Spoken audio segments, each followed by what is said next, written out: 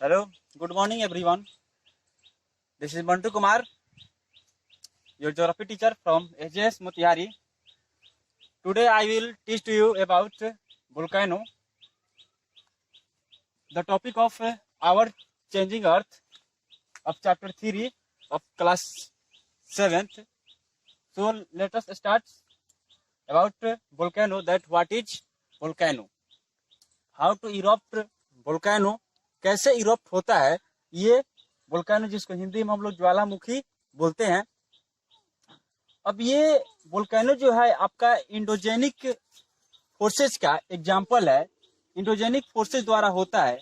कैसे इंडोजेनिक के बारे में पिछली कक्षाओं में आपको बताया गया था कि इंडोजेनिक फोर्सेस कैसे वर्क करती है और अपने अर्थ सरफेस पे कैसे अर्थ को चेंजेज करती है बाई प्लेट्यू हो या रिवर हो, इटीसी जो भी। तो ये भी इंडोजेनिक फोर्सेस का एक एग्जाम्पल है, चूंकि ये आंतरिक क्रियाओं द्वारा होता है। तो जैसे कि आपको पता है कि 7 मेजर लिथोस्फेरिक प्लेट है, जिसमें से डाइवर्जेंट के कारण ये वोल्केनिक इरप्ट होता है और मोल्टेन वे में अपने अर्थ क्रस्ट के नीचे मेंटल से और मेंटल और कोर के बीच में आपका लिक्विड फॉर्म में है। तो उसके ऊपर एक अपना एक प्लेट, तैरती हुई प्लेट एक काम करती है, जिस उस प्लेट को लिथोस्फेरिक प्लेट कहा जाता है, जिसमें डाइवर्जेंट के कारण ज्वालामुखी इरप्ट होता है। कैसे होता है तो फिगर के माध्यम से समझेंगे पहले इसको कि कैसे ये बाहर आता है, उसके बाद डिफिनीशन के द्वारा समझाएंगे। यहाँ पे एक छोटी सी डायग्राम है।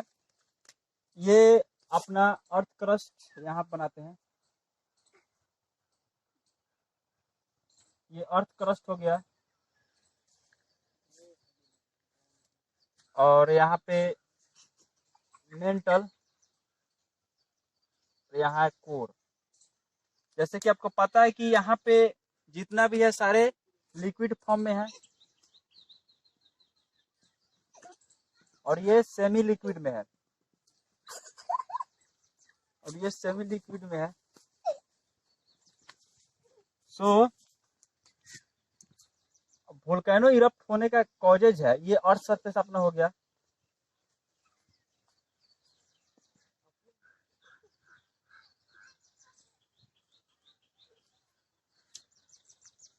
ये मैग्मा चैम्बर हो गया।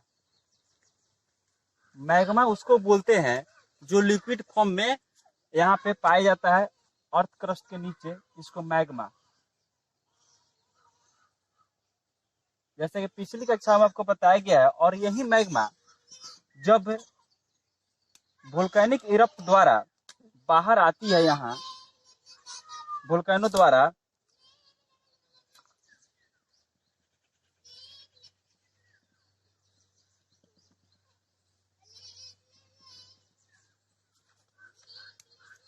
जब ये मैग्मा जब बाहर आती है इस वेंट के द्वारा, कहाँ आ रही है? अर्थ सरफेस पे। यहाँ पे ये लिक्विड फॉर्म में है। यहाँ पे चूंकि भूमि के नीचे क्या है, ये लिक्विड फॉर्म में ये पूरा आग है, ये एक तरह से आग है और ये आपका ज्वालामुखी के द्वारा बाहर आ रहा है यहाँ पे अर्थ सरफेस पे और यहाँ नीचे तक फैल जा रहा है। नीचे तक यहाँ पे बहुत किलोमीटर में होता है, बहुत दूर में, जिसके कारण यहाँ पे तो ये जब ये मैग्मा बाहर आती है अर्थ सरफेस पे, जिसको इसको लावा बोला जाएगा, लावा। एंड ये जहां से निकल रही है यहाँ इस मुख को क्या बोलेंगे? क्रेटर। इसको क्रेटर बोलेंगे। एंड ये आपका जिस मुख द्वारा बाहर आ रहा है, जिस मुख द्वारा मैग्मा बाहर आ रहा है, उसको वेंट, ये छिद्र हो गया, इसको वेंट बोलेंगे, वेंट। क्योंकि इस छिद्र होल द्वारा बाहर आ रहा है तो ये वेंट हो गया और ये क्रेटर हो गया, जहां से निकल रहा है वो क्रेटर। एंड ये जो भी मैग्मा बाहर आ रही है उसको लावा बोलेंगे, और इसको क्या बोलेंगे, magma chamber. Magma chamber chamber पर चूंकि यहाँ नीचे से, अर्थ के नीचे से बाहर टोटल आ रहा है, तो केयरफुली ध्यान देंगे यहाँ पे। Volcano is a went opening, जिसको ओपनिंग यहाँ पे बताया गया जहां से निकल रहा है, इन द अर्थ क्रस्ट। कहा? In the earth crust, through which molten material, जो बाहर आ रही मोल्टेन मटेरियल इरप्ट सडनली, जो सडनली होता है। चूंकि ये ज्वालामुखी इरप्ट क्या होता है, सडनली मूवमेंट है, स्लो मूवमेंट नहीं है। जैसा कि आपके बुक में डिफिनेशन दिया हुआ है वोल्केनो टॉपिक, देखेंगे बुक में, ध्यान देंगे। अभी शुरू करते हैं। A volcano is an opening in the earth crust through which molten magma और लावा इरप्ट सडनली, जो लावा सडनली इरप्ट होता है, तुरंत, क्विक होता है।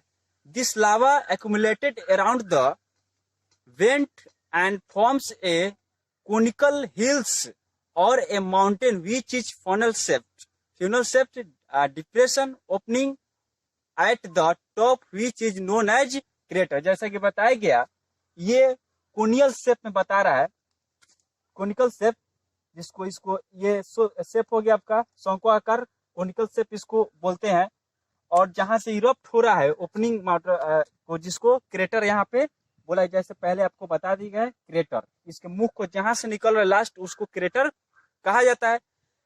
As eruption take places the erupt material accumulated, जो इरप्ट मटेरियल जो है वो चारों तरफ क्या होता है, फैल जाता है, एक्यूमुलेटेड हो जाता है अराउंड द क्रेटर के चारों तरफ, and forms a conical hills known as volcanic cone. और जो जिस फॉर्म में ये शेप बनता है, जिसको कोनिकल शेप बोलते हैं, हिल यहाँ पे पहाड़ी की तरफ बन रहा है यहाँ पे, उसको उसको वोल्केनिक कोन कहेंगे।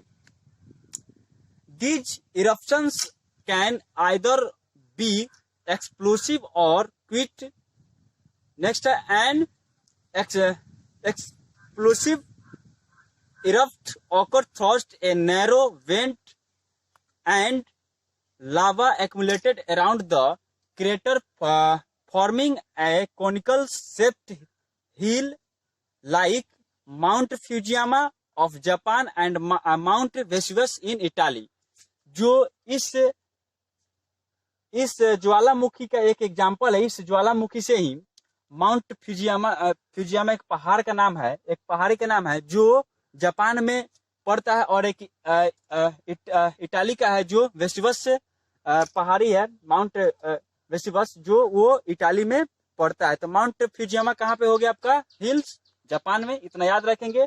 जो किसका एग्जाम्पल है, एक वोल्केनिक इरप्ट का एक एग्जाम्पल है। ऐसे बहुत सारे पहाड़ जो देखते होंगे, टोटली आपका वोल्केनिक इरप्ट द्वारा ही ऐसे हुआ है। और सारे बहुत भूकंप के द्वारा भी होता है। एक होता है डाइवर्जेंट, कन्वर्जेंट एंड ट्रांसफॉर्म। तो ट्रांसफॉर्म के कारण भी होता है बहुत सारा। उसके बाद है the quick erupts result in the formation of plateaus like the Deccan plateau. और जो क्विक इरप्ट द्वारा हुआ है शांत ज्वालामुखी जिसको कहते हैं, उसका एक एग्जाम्पल है दक्कन का प्लेटू, जिसको वर्ल्ड का रूफ भी कहा जाता है। एंड इन सच इरप्ट लावा ओजे, जो लावा बहती है चारों तरफ, those the several narrow crack and spread over a large area forming lava sheets. चूंकि ये इसमें काफी फोर्स होता है, काफी बल होता है, जैसे काफी एरिया ये कवरेज करता है, कई किलोमीटर तक, कई 100 किलोमीटर तक भी होता है ये, जिसके कारण ये जिस मुख द्वारा इसमें औस, डस, इटीसी, राख वगैरह बहुत सारे निकलते हैं। जैसे बुक में आपका फिगर दिया हुआ है, देख सकते हैं। और इसमें कई सारे छिद्र होते हैं, यहाँ बगल से भी निकलते हैं यहाँ। और एक सेकेंड चैप्टर में जब रॉक्स फॉर्मिंग के बारे में आपको पढ़ा रहे तो उसमें कुछ बताया गया था आपको, आपके लिए होमवर्क है ये, कि जब ये मैग्मा वोल्केनिक इरप्ट द्वारा बाहर आती है, बाहर आने के बाद धीरे धीरे कूल डाउन भी होती है। तो कूल डाउन होने के बाद जो यहाँ पे रॉक्स बनते हैं, रॉक्स बनते हैं, उन रॉक्स का क्या नाम है? राइट, बाहर एक्सक्लूसिव जिसको बोलते हैं, और इंट्रूसिव जो होता है अंदर में होता है। तो अंदर में जब जो रॉक्स फॉर्मिंग हो करके जो मैग्मा अंदर ही कूल डाउन हो करके रॉक्स निर्माण होती है, उस रॉक्स का क्या नाम है?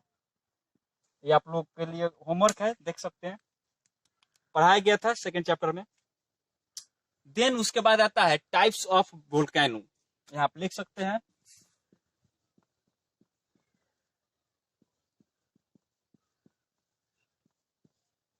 क्योंकि ये नेचुरल डिजास्टर है, प्राकृतिक आपदा है, ऐसा बात नहीं है क्योंकि ये सडनली होता है।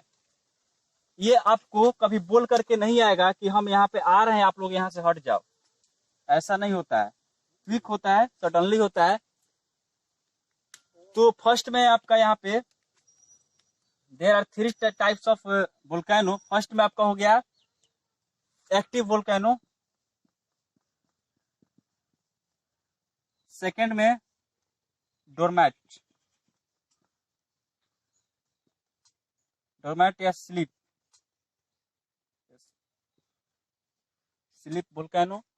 नेक्स्ट है उसके बाद डोरमेंट, MANT होगा, सॉरी, डोरमेंट या स्लीप। थर्ड है आपका एक्सटिंक्ट,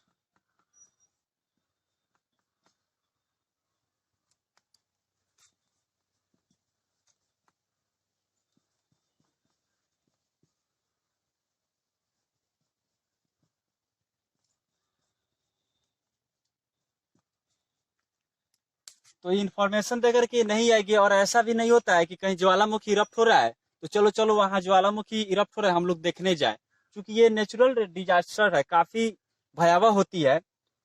एक तरह से कह सकते हैं जिस प्रकार पानी की जिस प्रकार बाढ़ आती है उसी प्रकार का है ये। बाढ़ में इतना ही अंतर है कि वो पानी वहां पे बहता है और यहाँ पे आग बहती है, तो पानी से आप तो बच भी सकते हैं। और इसमें और अगर इसमें कोई पड़ जाता है तो उसका कोई जो होता है कुछ भी नहीं बचेगा, यहाँ तक कह सकते हैं। तो यहाँ पे आपका डायग्राम हो गया, बुक में भी डायग्राम दिया हुआ है, देख लेंगे और कॉपी में इसको नोट करके बना लेंगे। नेक्स्ट टाइप ऑफ वोल्केनो, इसको देखेंगे। Depending upon the frequency of eruption, उसके इरप्शन के बेसिक आधार पे the volcano can be classified as 3 types. Firstly is active, second is dormant and third is extinct. Active ज्वालामुखी का मतलब वो बराबर एक्टिव रहता है, कभी वो बंद नहीं, एक बार इरप्ट हो गया तो बराबर होते रहेगा। तो फर्स्ट हम पढ़ेंगे those volcanoes which have erupted frequently in the recent यानी हाल में अभी इरप्ट हुआ है, एंड पास्ट पहले भी हुआ, and have possibility of the further eruption at any time, यानी आगे भी कभी भी होते रहेगा या हो रहा है।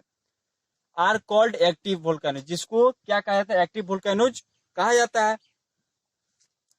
माउंट एतना इन इटाली, माउंट एक पहाड़ी का नाम है, माउंट एटना एक पहाड़ी का नाम है जो कहाँ स्थित है? इटाली में। An example of this type, जो मतलब वो एतना जो हिल्स जो है वो इटाली में है, जो इसका एक एक्टिव वोल्केनो का एग्जाम्पल है।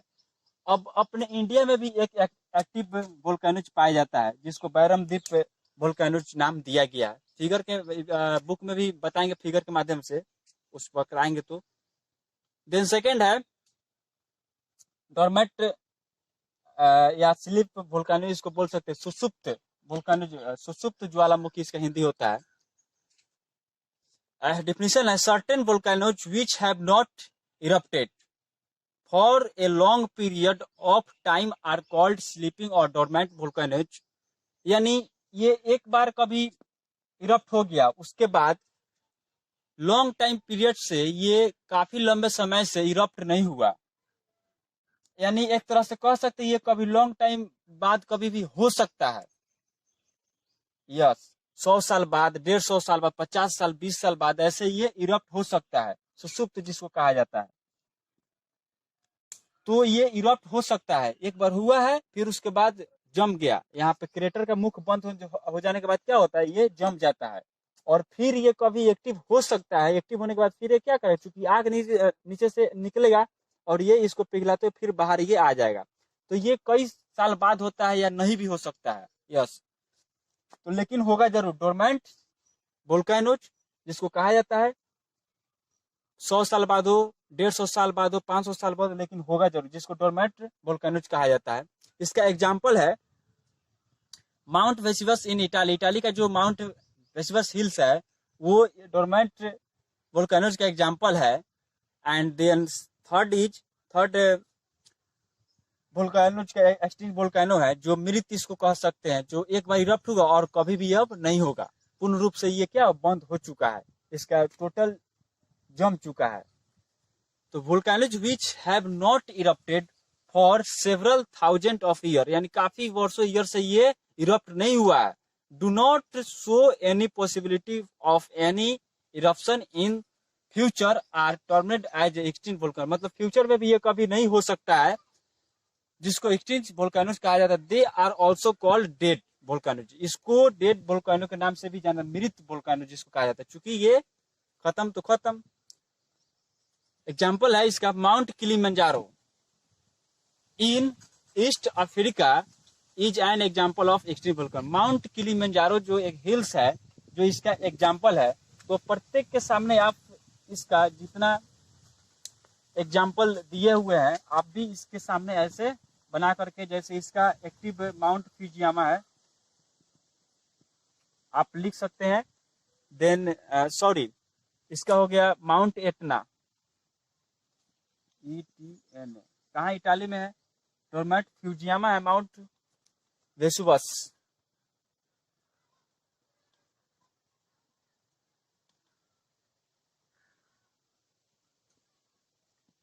और इसका हो गया आपका माउंट किलिमंजारो। किलिमंजारो आप लिख सकते हैं। देन आपका ये लास्ट हुआ, और ये किस कारण होता है, ये डाइवर्जेंट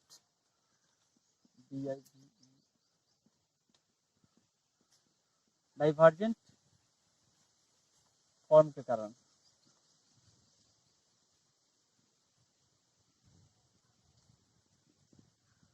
एक फिगर के माध्यम से समझेंगे, बुक में दिया हुआ है। 1 मिनट।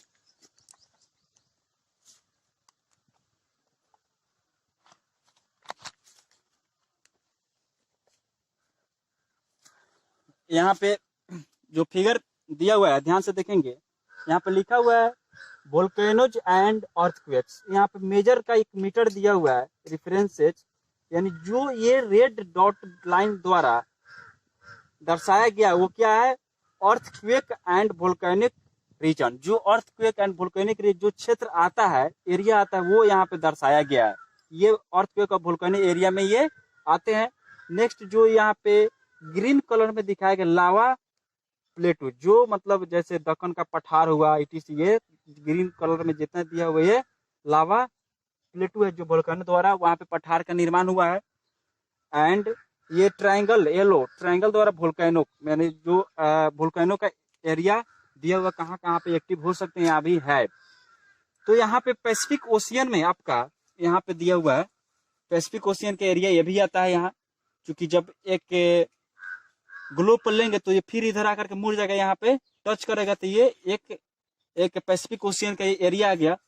तो पैसिफिक एरिया में यहीं पे आपका रिंग्स ऑफ फायर पाया जाता है। रिंग्स ऑफ फायर इसलिए इसको बोला जाता है क्योंकि यहाँ पे लगभग 550 से भी अधिक भी यहाँ पे एक्टिव वोल्केनोज पाए जाते हैं, या वोल्केनोज एरिया है। 550 से भी अधिक यहाँ पे वोल्केनोज एरिया है। Yes, 1 minute. इस एरिया में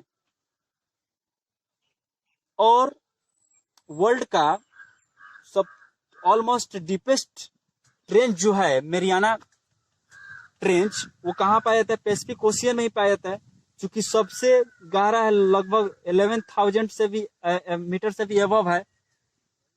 तो आपको पता है कि अर्थ सरफेस से जैसे जैसे नीचे की तरफ जाते हैं वैसे वैसे टेम्परेचर में इंक्रीजिंग होता है।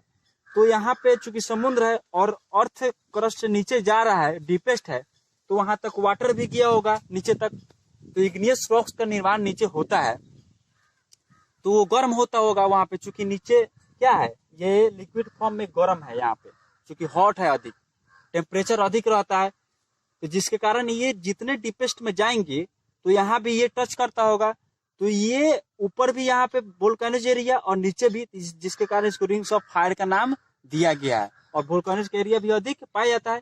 और यहाँ से देख सकते हैं आपका अर्थक्वेक का एरिया हो गया, ये वोल्केनोज का एरिया हो गया यहाँ पे साउथ अमेरिका में यहाँ पे। और इंडिया आपका यहाँ पे है, इंडिया का लगभग 45% का एरिया जो है भाग नॉर्थ में, नॉर्थ टू ईस्ट तक, यहाँ पे इंडिया का लगभग भूकंप एरिया में आता है। बराबर आप न्यूज में सुनते होइएगा कि दक्षिण दिल्ली में इतना पॉइंट अर्थक्वेक आका गया या इतना भूकंप आया, तो ये सारे भूकंप ग्रस्त एरिया में आते हैं इतना। फिर यहाँ पे जापान हो गया, इटली हो गया, इटली ईस्ट में पड़ता है, इंडिया के ईस्ट में पड़ता है, पैसिफिक ओशियन यहाँ पे देख सकते हैं। तो यहाँ पे रिंग्स ऑफ फायर होता है, रिंग्स ऑफ फायर यहाँ पे नाम दिया है, पैसिफिक रिंग्स ऑफ फायर इसलिए नाम दिया गया क्योंकि यहाँ पे वोल्केनोज एरिया अधिक पाए जाते हैं। और मेरियाना ट्रेंच कहाँ पे है, पैसिफिक ओशियन में ही है यहाँ पे, इसको याद रखेंगे, तो नोट कर लेंगे। और बुक से भी कुछ नोट्स आप बना सकते हैं। देन नेक्स्ट वीडियो में अर्थक्वेक के बारे में पढ़ेंगे हम लोग, जो इस टॉपिक इस चैप्टर का लास्ट है। उसके बाद अर्थक्वेक और केस स्टडी, उसके बाद दूसरा इसी में का दूसरा पार्ट स्टार्ट होगा, digression and aggression. Thank you, इसको नोट कर सकते हैं।